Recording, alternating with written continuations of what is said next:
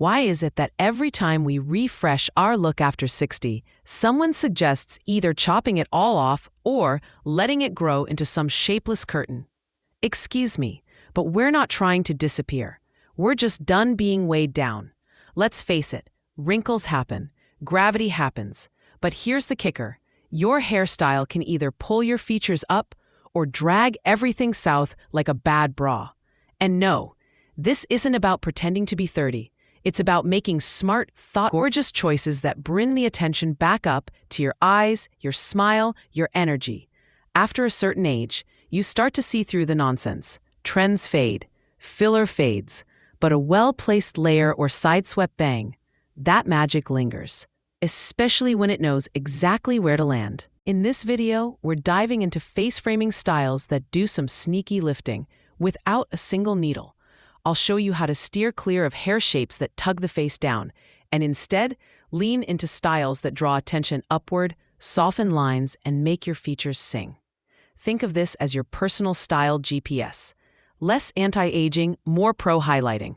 So if you've ever stared at the mirror and thought, why do I look tired when I'm not? You're in the right place. Welcome to Elder Insights, where we skip the nonsense, laugh at the old rules, and lift everything but your expectations. If anything here feels like it speaks to you, give it a like or share it with a friend. It helps more women like us find their way back to styles that actually work. Now, ready to meet the first style that lifts everything without looking like you're trying too hard? Let's get into it. Style number 1, the soft layered cut. Not just for millennials. You've probably heard it before. Layers make hair look thinner. Or worse, women our age should stick to one length. It's safer. Well, let me be the first to say it. Safe is not the same as flattering. The truth, one-length hair, especially past the shoulders, can act like a visual weight. It pulls the eye down your face past your jawline and lands somewhere around your collarbone. Great for a scarf, not great for lifting your features. Now enter the soft layered cut, not the choppy, edgy version your granddaughter rocks. I'm talking about gentle, seamless layers that start at the cheekbones or just below, and gradually move downward. These layers catch light, create movement, and here's the magic. They guide the viewer's eye back up.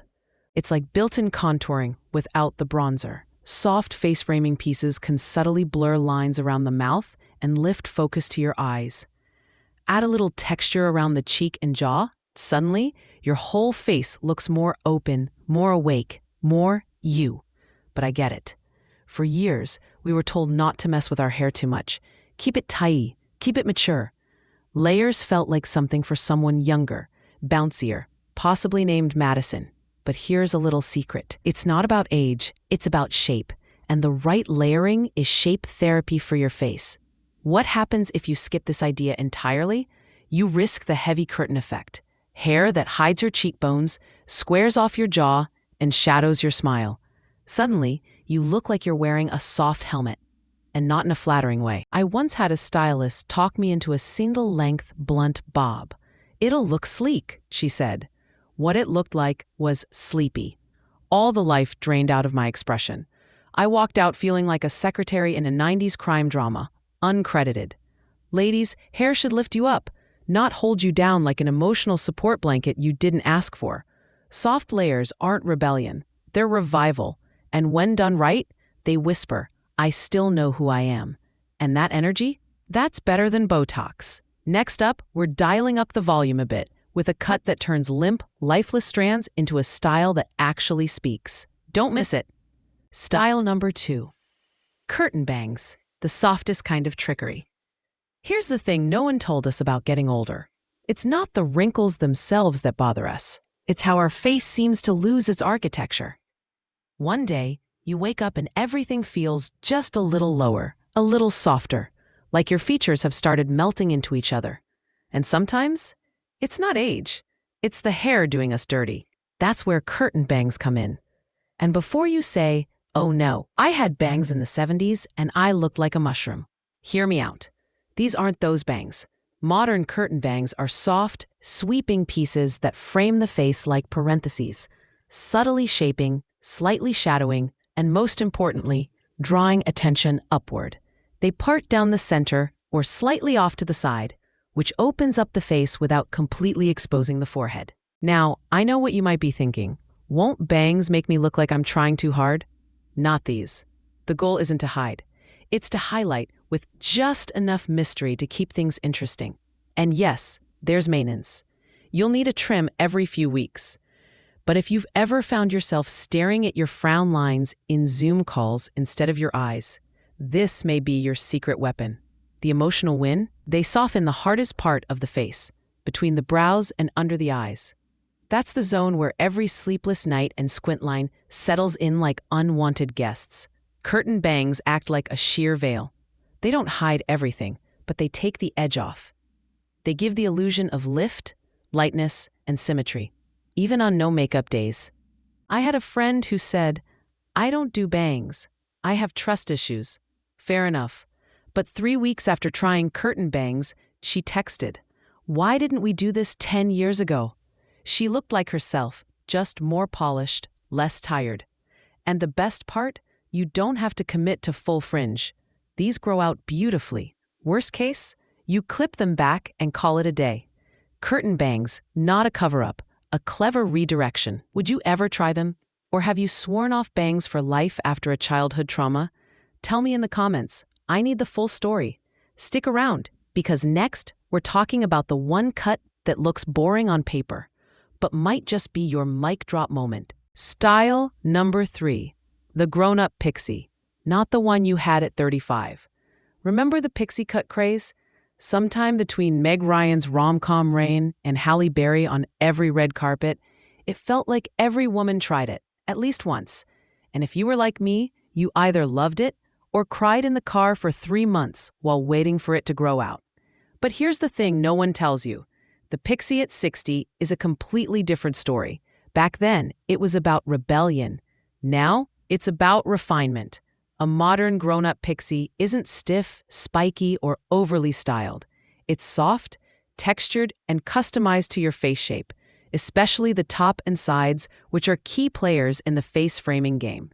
A well-cut Pixie can create height at the crown, lift the cheekbones, and show off your neck without leaving you feeling exposed. It draws the eye up and inward, which means fine lines around the mouth and jaw quietly fade into the background. But I get the fear. Short hair has trauma attached. Maybe a stylist got too excited with the clippers. Maybe someone said, "You'd look so much younger with it." And it turned out, they were wrong. Let's reframe that. This version isn't about looking younger. It's about looking intentional. And when it's done right, it's like architecture for your face. One client told me, "I feel more powerful with short hair, like my face finally has a spotlight." That's the difference. This isn't a mom cut. It's a statement. Soft volume in the right places, tapered sides that hug your bone structure, and texture that says, "Yes, I still have edge, just in better shoes." Of course, this style isn't for everyone. It takes confidence, or at least a week of pretending to have it until you do. But it also removes the drag, literally. No hair pulling down your features, no curtain over your face. Just lift, light, and clarity. And on a practical note, 2 minutes with a styling paste and you're done. Which, if your mornings now include stretching, supplements, and scrolling, is a blessing. So, have you ever braved the Pixie? Loved it? Hated it? We're still recovering? Let me know. I'm collecting stories and cautionary tales. Coming up next, we're talking about a longer look that flatters from every angle, and it might just surprise you. Style number 4, the layered lob, long but lifting. There's this quiet contradiction a lot of women feel after 60. We want our hair to feel feminine, but not heavy. We want some length, but not if it pulls everything down. We want softness, but also definition. And for a while, it felt like you had to choose, go short and fresh, or stay long and deal with the droop. But that's where the layered lob steps in. Elegant, forgiving, and when done right, shockingly facelifting. Think of it as a shoulder-grazing cut with long, angled layers that start somewhere near the cheekbones and melt down into a soft, tapered end. The key here isn't just the length, it's the angle. That diagonal flow guides the eye up and out, lifting the visual weight off the jawline and giving the illusion of structure, even if your face is feeling a little softer these days. And don't confuse this with the blunt lob that looks like it came from a paper cutter. That one, it can box in your face and make everything feel flat. A layered lob has movement, like your hair is always mid-laugh. Now, why does this matter at our age? Because as we get older, our face shape shifts. We lose volume in the cheeks, gain it around the jaw, and hair that once framed our face starts to just hang there. A straight, one-length cut only emphasizes that. But layers can lift what time has softened. One of my favorite things about the lob is its range. You can curl it, wave it, flip it up, or wear it sleek. And every time, it catches the light around your face in just the right places. A friend of mine, mid-60s, still rocking her natural silver, once said, "I always thought I had to earn short hair, like it was some rite of passage. Turns out I just needed a better long cut." She wears a layered lob now, and honestly, she looks like herself, just with better lighting. It's not about cutting it all off. It's about cutting into it, with purpose, with shape, and with a little attitude. So let me ask, have you ever felt stuck between short and long? Like you're in haircut limbo? Drop me a comment if you've ever stood in front of the mirror thinking, "I want to feel light, but not like I gave up." Next, we're going shorter, but not stricter. A sculpted style that lifts your whole face and your energy. Don't miss it. Style number 5, the tapered bob, not your mother's cut. Let's tackle a myth we've all heard. If you're over 60, you have to go short. As if there's some unwritten rule that once the candles hit a certain number, your hair loses its license to be stylish. Now, here's the twist. The problem isn't short hair. The problem is boring short hair. Enter the tapered bob. And no, I'm not talking about the triangle-shaped, hairsprayed helmets of the 80s. I'm talking about a cut that's modern, sculpted, and shockingly flattering on mature faces. Picture this, shorter in the back to create lift, longer in the front to frame and soften. Add in subtle graduation at the nape and a bit of movement around the cheeks, and you've got a cut that pulls the eye up and forward. Translation? Your jawline gets a boost, your cheekbones reappear, and your face stops feeling like it's hiding behind a wall of hair. Now here's the beauty of this style. It works with your natural texture. Whether your hair's straight, wavy, or somewhere in between, the tapered bob brings out shape without screaming try hard. It's confident, intentional, and most importantly, low maintenance without looking low effort. I had a viewer once message me saying, "I finally went for it, and my own sister said I looked like I'd lost 10 years and found 5 new opinions." That's the kind of cut we're talking about. One that changes how you carry yourself and how the world sees you. And for those worried about going too short, don't be. The longer pieces in the front keep it from feeling severe. It's flattering, not exposing. In fact, the taper can actually camouflage sagging along the jawline better than longer hair ever could. Think of it as contouring with scissors. And if you've ever felt like your current cut makes you invisible, this is your exit ramp. It says, "I'm still here." And no, I'm not fading into the wallpaper. Be honest, does this sound like something you'd try? Or are you still haunted by a bad bob from years ago? Let me know in the comments, especially if it involved a drugstore stylist and a plastic cape. Up next, we're going a bit unexpected, a style with layers and lift that flatters fine hair like nothing else. Trust me, you'll want to see this. Style number 6, the feathered shag. Light, lifted, and full of personality. Let's talk about fine hair for a minute. Not just thin hair. I mean hair that feels invisible. You style it, you fluff it, you spray it, and by noon, it's collapsed into a flat little reminder that gravity always wins. And here's the kicker. Sometimes it's not your hair's fault. It's the cut. That's where the feathered shag earns its gold star. Think soft, airy layers with plenty of lift at the crown. Face-framing texture through the sides, and just enough bounce to make your hair feel alive again. Forget the rockstar shag of the 70s. This version is more refined, like Stevie Nicks met a Parisian stylist and decided to take it easy on the mousse. The beauty of a feathered shag is how it reintroduces movement into your hair. Instead of dragging your features down, it lifts them, literally and visually. Those shorter, face-hugging layers soften forehead lines, give structure to the cheekbones, and bring light back to your eyes. And here's a little trick. Feathered layers can make sparse hair look fuller. Why? Because they create space between the strands, which means volume without bulk. It's like giving your hair room to breathe, and finally it takes a proper inhale. I once had a client say, "I feel like my hair's dancing again." And that's it. That's the vibe. Light, playful, effortless. Of course, not every shag is created equal. Go too choppy and you risk looking like you lost a fight with kitchen scissors. But with the right stylist, the results are facelifting, mood-boosting, and age-defying in the best way. The real gift of the feathered shag is energy. Not youthful energy, but your energy, back on your terms. It says, "I'm here. I'm fun. I'm not done." Now, I want to know, have you ever tried a shag-style cut? Or are you worried it's too edgy? Let me know in the comments. Especially if you've got a throwback photo from your shag phase. I won't judge, promise.